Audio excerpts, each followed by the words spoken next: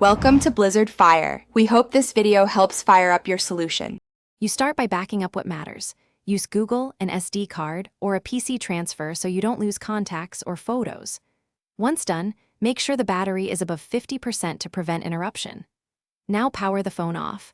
Hold the side button and select Power Off, or press and hold volume down plus side until the shutdown menu appears.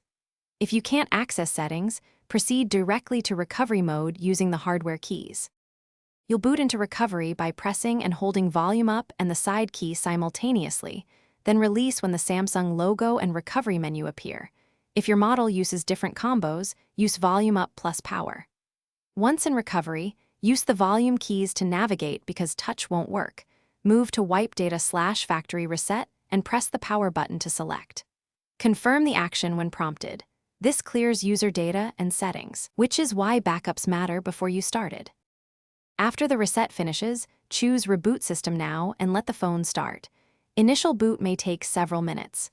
You'll be prompted to sign in with the Samsung or Google account previously on the device due to factory reset protection, so have those credentials ready. If the phone gets stuck or loops, don't panic. Boot back to recovery and run Wipe Cache Partition first. And if that fails, consider reflashing official firmware with